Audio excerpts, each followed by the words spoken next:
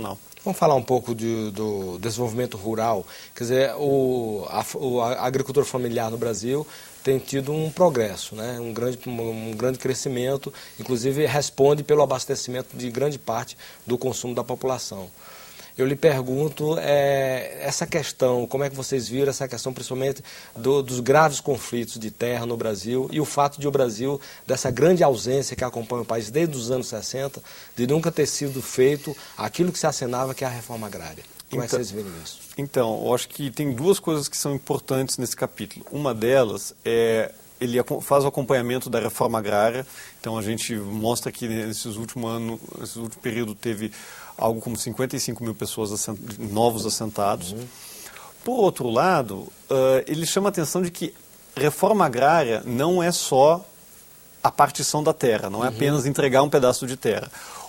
Algumas das razões pelas quais a reforma agrária é muito criticada é justamente porque ela fica limitada, muitas vezes, a oferecer terra e não pensa toda uma mudança em termos de política territorial.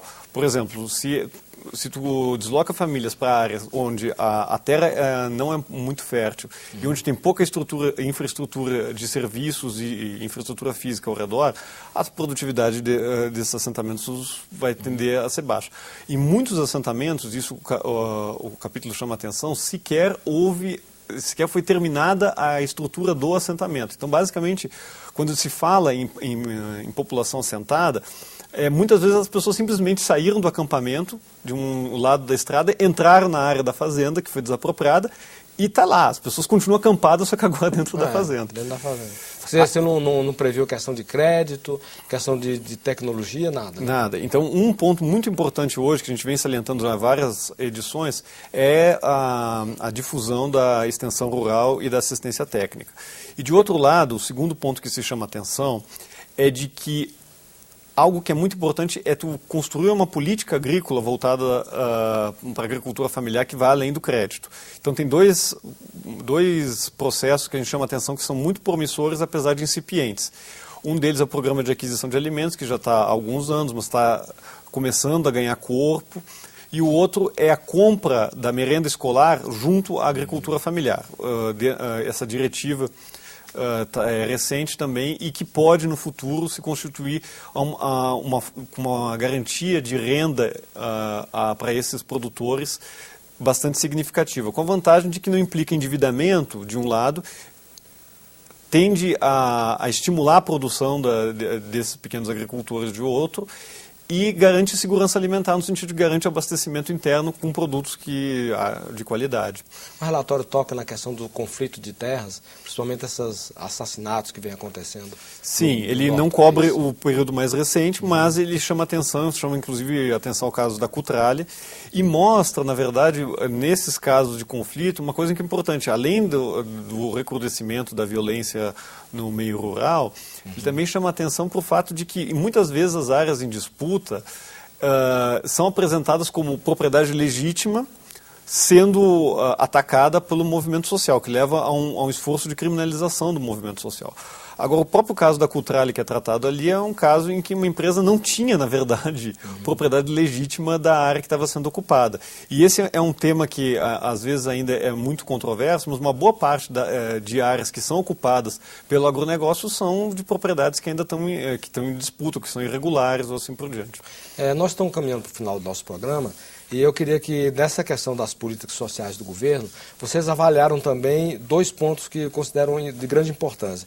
Primeiro, da igualdade racial, né, que no Brasil foi sacudida com essa questão das cotas, né, para universidades, para concursos e tal. Então, houve um estremecimento aí, né, uma polêmica gerada a partir disso. Queria que você falasse um pouco da igualdade racial e da igualdade de gêneros, uma vez que a mulher tem ocupado grande parte do mercado de trabalho, nós temos conseguido alguns progressos consideráveis nessa área do gênero e principalmente no combate à violência também, que a lei da Maria da Penha foi uma coisa muito bem sucedida. Como é que o relatório viu isso? Então, no caso de igualdade racial, a gente está chamando a atenção para a audiência que teve no Supremo Tribunal Federal relativo justamente às cotas.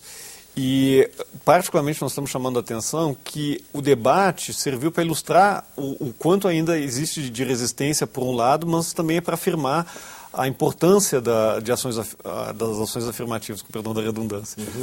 Por quê? Porque normalmente o que se critica nas cotas é o seguinte: não, mas não precisaria ser uma cota racial, bastaria dar acesso às pessoas que por critério de renda não teriam. Mas em várias publicações anteriores do IPEA, inclusive um livro sobre juventude e políticas sociais, nós chamamos a atenção de que é uma questão diferente. A ação afirmativa é a busca para reverter desigualdades. E o fato é que a população negra está subrepresentada no ensino superior. Então não é só uma questão de renda. Quando a gente está preocupado em combater o racismo, seja como legado, seja os frutos dele hoje, a gente tem que se posicionar, e é isso que o capítulo faz, a favor de uma redução ativa das desigualdades. E imaginar que isso é um ganho para a sociedade brasileira como um todo, na medida que tu tem um ensino superior, que é onde um espaço privilegiado de formação do conhecimento, com uma diversidade de experiências e com uma diversidade de pessoas, inclusive do ponto de vista étnico-racial. A existência de cotas raciais, na verdade, não inviabiliza ter outros programas de ação afirmativa para outros grupos. Mas é importante que tenha uma preocupação em reverter a desigualdade racial nos vários níveis, a educação superior sendo um dos mais importantes. No caso da igualdade de gênero, o que eu queria chamar a atenção, que mencionaste a Lei Maria da Penha, que talvez seja uma das maiores inovações desde 2006, mas nas edições anteriores e nessa, nós chamamos a atenção de que a Lei Maria da Penha tem enfrentado graves obstáculos no âmbito do judiciário. Por quê? Porque um aspecto central do combate à violência e que a Lei Maria da Penha trouxe, é dispensar a vítima de fazer a representação. Ou seja, mesmo que a mulher se sinta acuada e queira retirar o processo contra o agressor, o processo continuaria correndo. E isso foi um grande avanço, porque permitiu coibir a violência, onde um dos problemas era justamente o sujeitamento das mulheres, o fato de que faz uma denúncia, depois recua e assim por diante. E esse dispositivo em particular tem gerado grande controvérsia. Vários juízes acabaram por suspender o seu funcionamento e tal. Depois do fechamento dessa edição, inclusive, teve julgamentos dentro do Supremo Tribunal Federal que acabaram revalidando o que estava colocado pela Lei Maria da Penha originalmente.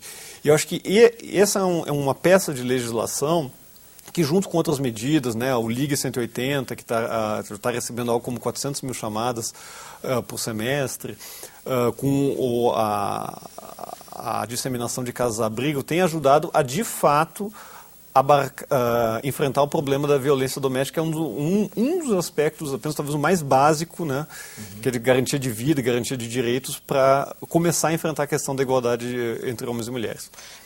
O que você acha, fazendo um apanhado geral desse trabalho feito pelo IPEA sobre as políticas sociais do governo? O que é que você ressaltaria que pode se transformar em subsídios para o próprio governo melhorar as suas políticas sociais?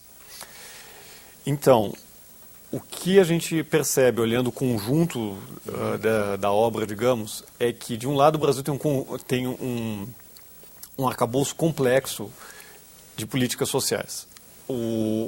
Nesse sentido, o Brasil está seguindo a rota de países desenvolvidos, no sentido de que entende que política social não é algo residual, mas é algo que, no final das contas, atende a toda a população em algum grau. Por outro lado, várias dessas políticas ainda são frágeis do ponto de vista de financiamento. Tá? Algumas têm vinculações específicas, outras não. E o outro ponto que a gente vê é a dificuldade, muitas vezes, em garantir recursos humanos. Garantir não apenas o emprego em si, mas garantir a valorização do profissional que atua na ponta, em contato com a população. Porque é ele que, de fato, faz a política acontecer. Ele ou ela. E talvez um terceiro ponto que que a gente ressalta, apesar da gente estar lidando com políticas que são do governo federal, é que muitas delas ou quase todas, são permeadas pelo Pacto Federativo. Ou seja, não são políticas que são executadas única e exclusivamente pela União, mas elas implicam solidariedade e articulação entre União, Estados e municípios. E muitas vezes essa articulação não está acontecendo. Então esse é um ponto que pode ser melhorado, inclusive tendo um foco para questões territoriais específicas. E o Cidadania fica por aqui. nós falamos aqui sobre as políticas sociais do governo segundo trabalho feito pelo IPEA, o Instituto de Pesquisa Econômica Aplicada. Se você tiver críticas ou sugestões ao nosso trabalho, por favor, entre no nosso portal www.senado.gov.br/TV. Você também poderá fazer download ou cópia deste e de outros programas da TV Senado. Nós agradecemos a entrevista e as informações que nos foram prestadas por Roberto Henrique Gonzalez, do Instituto de Pesquisa Econômica Aplicada, IPEA. Você de casa que nos acompanhou, muitíssimo grato pela sua audiência. E até o nosso próximo programa.